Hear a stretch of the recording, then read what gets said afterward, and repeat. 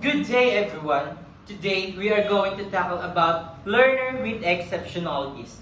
It is presented by the Group 1 from BS Edfield 1A. Our learning competencies. Number 1, learners should identify the learners with exceptionalities and understand about how to teach students with special needs. Therefore, students are expected to know and differentiate the learners with exceptionalities. Number 2, learners should know how to adapt instruction to meet the needs of students with various disabilities. At the end of this period, students are expected on how to handle those students who need a special need, who special service in education. First, let's know what is learners with exceptionalities. Learners with exceptionalities, those with particular needs pertaining to cognitive aptitude, behavioral, social functioning, physical, and sensory disabilities, emotional problems, and giftedness are referred as exceptional learners. Exceptional learners or those who need a special service in education. Emotional disabilities, a condition exceeding one or more of the following characteristics over a long period of time, and to mark degree adversely affect a child's educational performance. Number 1, an inability to learn that cannot be explained by intellectual, sensory, or health factors. It is meant to tell that those students na mayroong emotional disabilities ay nahihirapang na makasabay sa lesson sa isang silid-aralan. And hindi nahihirapan din ng mga health factors or intellectual sensory na explain kung paano nangyayari ito. Pangalawa, an inability to build or maintain satisfactory interpersonal relationship with peers and teachers. It tells that with those students who has emotional disabilities ay nahihirapan na mag-build or bumuo ng isang relasyon sa loob ng kanilang silid-aralan, mas mapa sa kaklase man nila o maging sa kanilang mga guro. Pangatlo, or number 3, inappropriate type of behavior or feelings under normal circumstances. It tells that nagkakaroon sila ng mga hindi kaaya-ayang behavior or feelings sa mga maliliit na bagay. Gaya na lamang na, halimbawa, kung ang isang estudyante ay may anxiety or depression, madali silang matitrigger sa maliliit na bagay. Pero huwag nating minamaliit yun dahil sa kanila, malaking bagay yun. Nahihirapan sila to cope with this. Example is, one of your students are getting nervous and anxious for your oral recitation as they have anxiety or depression. So, in this example, or let's give it in situational. Mr. Enzo, who has anxiety or depression, is nahihirapan siyang mag-cope every time na meron silang oral recitation because of his nervous and anxious. Kaya hindi siya madalas nakakapag-recite or nakakasagot sa kanilang oral recitation. Kasi nga, meron po silang emotional disabilities. And pangalawa, Second, learning disabilities. Learning disabilities are neurological conditions that affect a person's ability to acquire, process, or retain information. They may have difficulties in reading, writing, spelling, reasoning, recalling, and or organizing information. Sa learning disabilities, ito yung condition sa brain na nagpapahirap sa learner na mag-process at mag-retain ng information.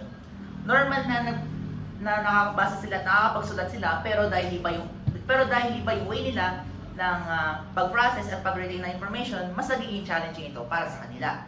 And ito yung mga characteristics ng learning disabilities.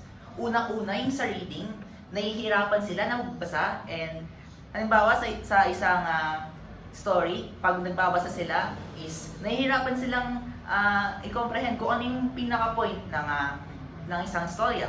Pangalawa, sa written language, pagdating naman sa writing, hirap sila or sabihin natin wrong spelling, and hirap sila makabuo ng isang sentence. And kung paano sila, nahihirapan din sila magsulat ng maayos. Pangatlo, yun sa mathematics, hirap silang mag-concept ng numbers, and pagdating sa problem solving, hindi nila agad nakukuha kung ano yung tinuturo ng isang educator. And pangapat, socialization, nahihirapan sila sa pakikipagsalamuha sa ibang tao, kaya nagiging awkward yung social situations, and nahihirapan silang maghanap ng mga kaibigan, kaya minsan or madalas mag-isa sila, or kapag may kasama naman sila is na-out of place sila. So, ito naman po yung mga examples ng learning disabilities. Unang-una yung dyslexia. Sa dyslexia, nahihirapan sila na magbasa at makabuo ng sentences. And sa dysgraphia naman, nahihirapan silang magsulat. Minsan napapagbaligtad-baligtad nila yung mga letters sa isang word. And sa dyscalculia naman, nahihirapan sila sa concept ng mga numbers. And hirap sila mag-problem solving. And minsan hirap silang mag-calculate ng mga numbers. And sa aphasia naman, hirap sila na i-express yung mga gusto nilang sabihin sa mga taong nakakasalamuha nila. And yung sa language processing disorder naman is, ito yung hirap sila na i-comprehend or itindihin yung mga sinasabi ng mga teachers sa kanila. People with profound hearing loss may not hear any sounds, even at loud volumes, while those with mild to moderate hearing loss can perceive certain sounds but struggle to hear soft speech, background noise, or high pitches frequencies. An example of hearing loss is a student diagnosed with congenital sensorineural hearing loss, where damage to the inner ear or auditory nerve leads to permanent hearing difficulties. Unacquired classrooms, the students may hear some speech but may struggle to understand the teachers when their background noise or when instruction are given from a distance. The next one is physical disabilities. It's a limitation on a person's physical functioning, mobility, dexterity, or stamina. A person can be physically disabled due to two reasons. A congenital or hereditary. The person has a physical disability since birth, or the disability developed at the later age due to genetic problems. It means that simula po nung pinanganak tayo ay meron na tayo nitong sakit na to due to genetic reason. So, somehow, nakuha natin to sa ating mga magulang or sa mga ating mga relatives na nade-develop upon our pagtanda or paglaki ng ating mga katawan. So, yung pangalawa is acquired. These disabilities, the person acquired the physical disability through the road or in industrial accidents. So dito, sinasabi na nakakakuha tayo ng physical disabilities by some circumstances such as accidents. So for example, na-aksidente ka dito, magkakaroon ka ng disabilities.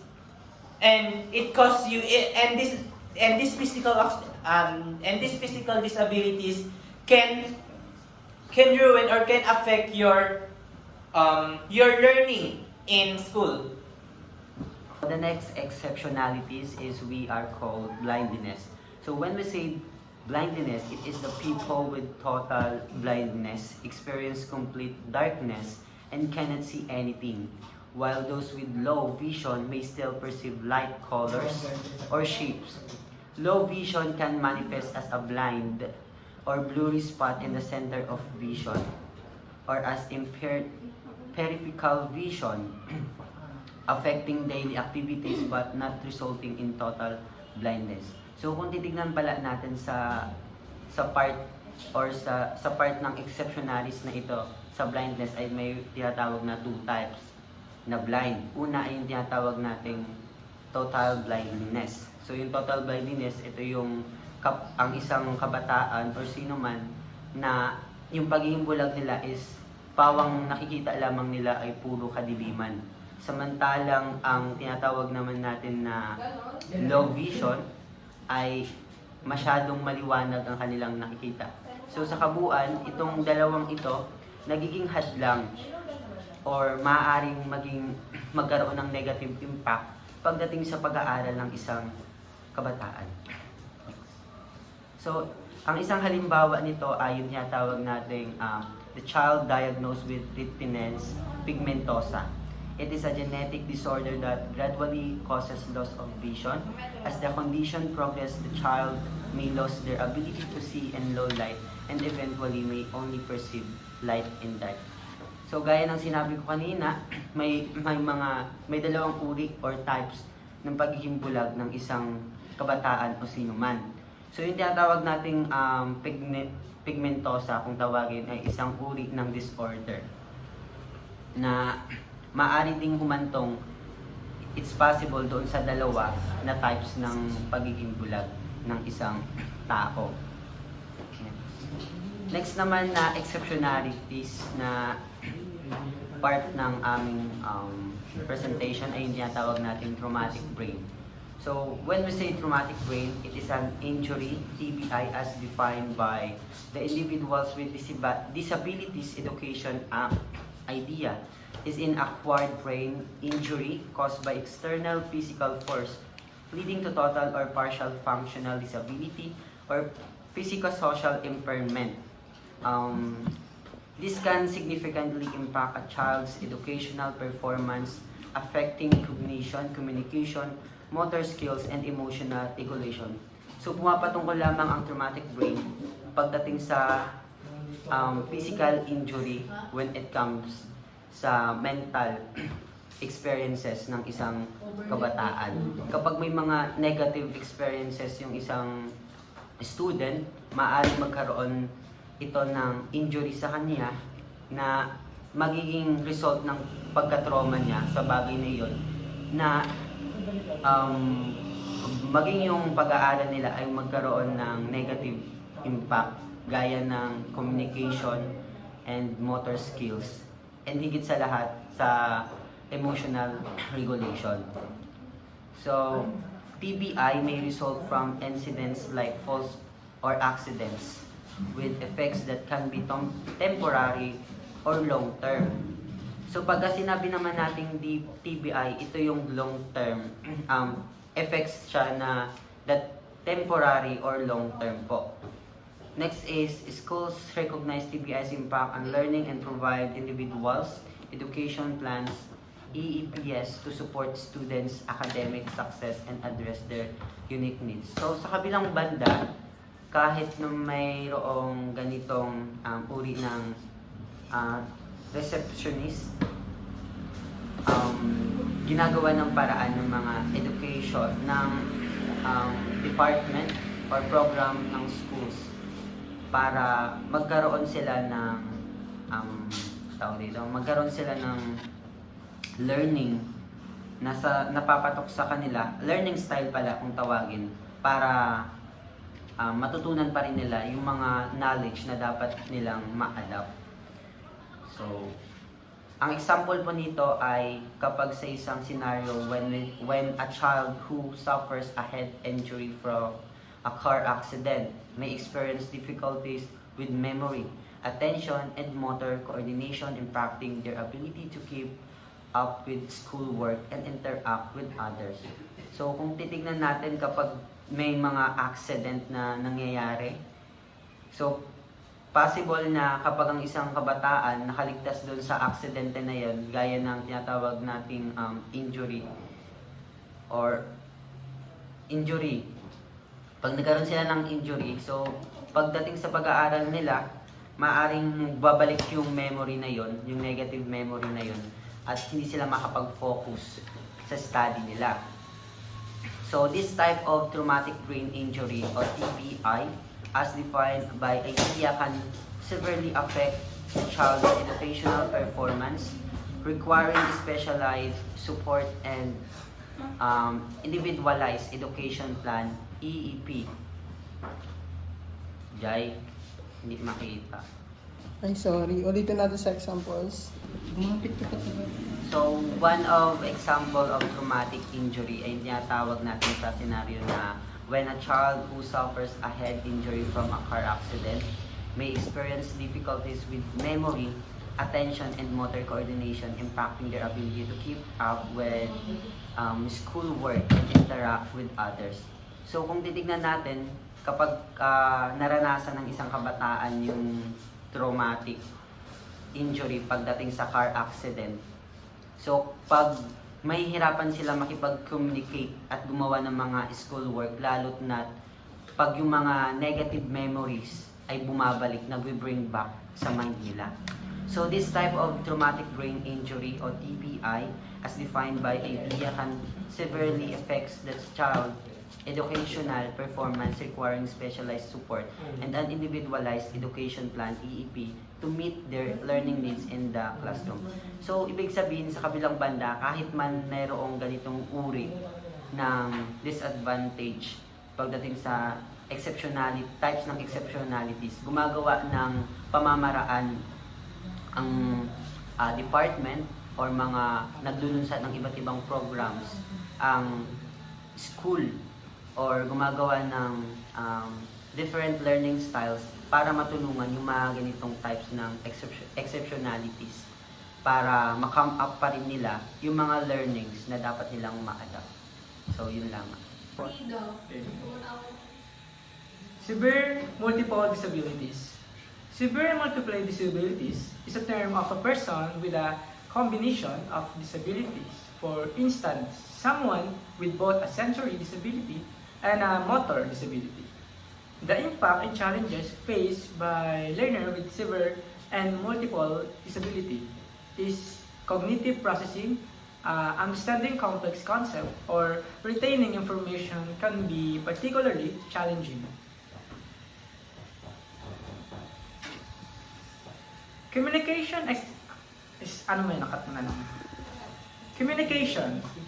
Expressing thought or needs, whether verbally or through alternative method, may be difficult. Physical mobility. Participating in activities that require fine or gross motor skills can pose significant challenges. Autism. It is a characteristic. Hindi sa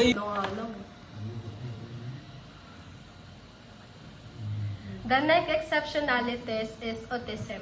Autism is a characteristic associated that engage in repetitive activities and stereotype movement.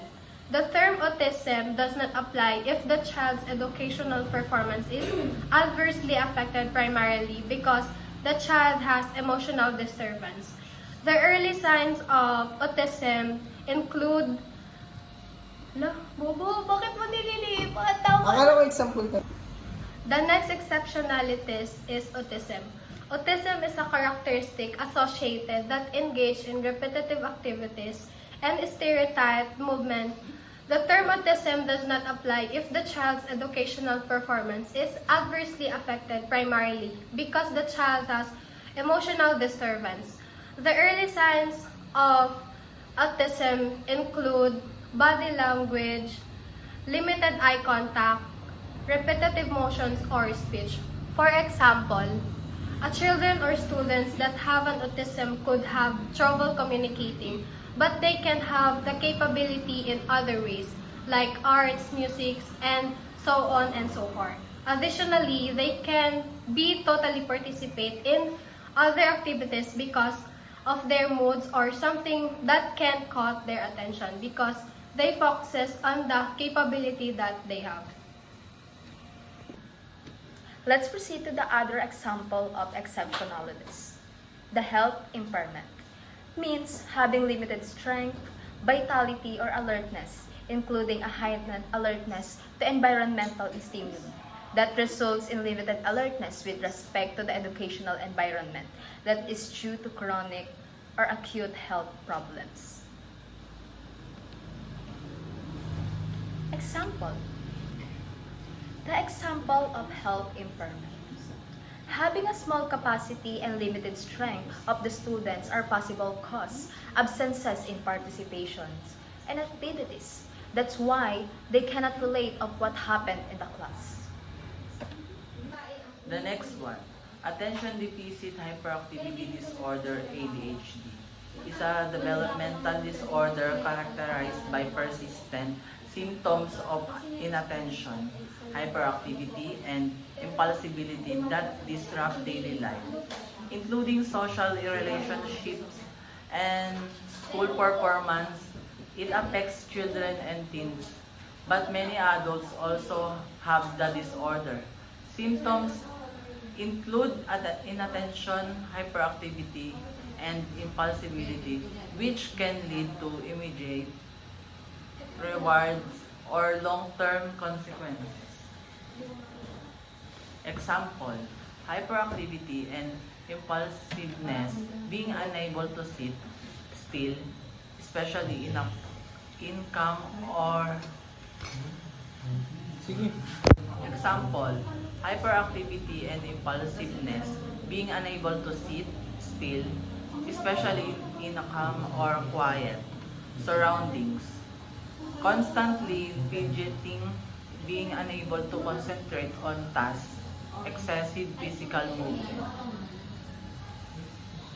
To differentiate these two terms, gifted is a children or learners who demonstrate exceptional intellectual ability, creativity, or talent, exceeding peers in intellectual ability, academic achievement, and creative thinking. For example, a child who consistently scores at the top of their class or easily solve complex problems. However, talented, it is a children or learners who exhibit in a specific area such as artistic, talent. However, talented, it is a children or learners who exhibit exceptional skill or ability in a specific area such as artistic talent, athletic talent, and technical talent.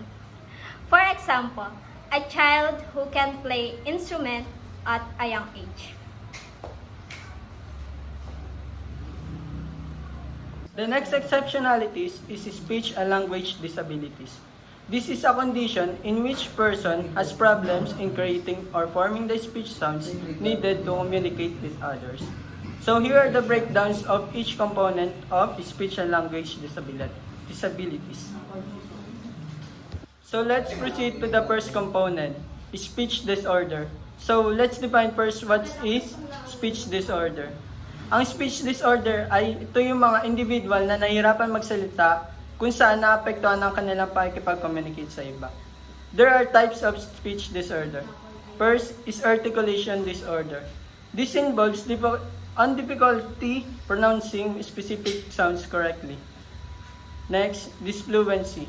This is a person who repeats sounds, syllables, or words. Then the last one is voice impairment.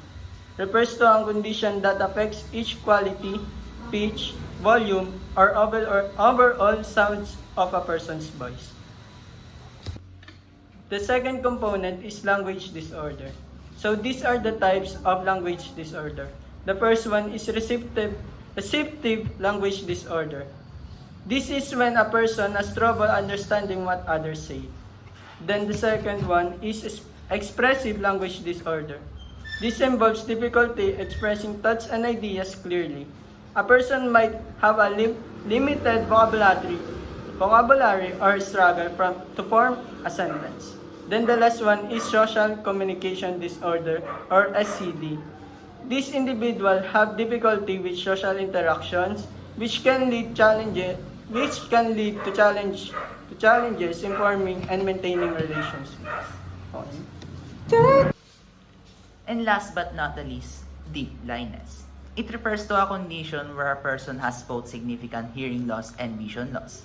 This combination makes it extremely challenging to communicate, access information, and navigate the environment independently. For example, a student named Anna has both hearing loss and significant vision impairment. In class, Anna cannot hear the teacher's instructions or see the board clearly. To support her learning, the teacher uses tactile sign language that allows her to interact with classmates and teachers. So, ayan yung nakikita ninyong mga tactile, so yung mga nakikita ninyong photos dyan sa ibaba, ayan yung ginagamit ng isang learner para matuto siya kahit hindi siya nakakakita at nakakarinig. Natututo siya by touching. So, yun. Wait lang. Ulitin natin. For example, a student named Hannah has both hearing loss and significant vision impairment. In class, Hannah cannot hear the teacher's instructions or see the board clearly. To support her learning, the teacher uses tactile sign language that allows her to interact with classmates and teachers. Cut mo muna. Tapos, so kahit hindi siya nakakarinig or hindi siya nakakakita, natututo siya through sa paghawak sa kanyang braso or sa kanyang mga kamay. Doon niya ina-express yung mga gustong sabihin ng teachers o sa pagbigay ng mga instructions sa isang learner. Doon niya ibinibigay yung mga informations na gusto niyang ipaalam doon sa learner. Kaya doon natututo yung isang learner kahit na may disability siya sa hindi siya nakakita or hindi siya nakakarinig. And that's all for And that's all. Thank you for listening. Wait lang. Pakita nga throw. And that's all. Thank you for your time to listen. Wow, ano?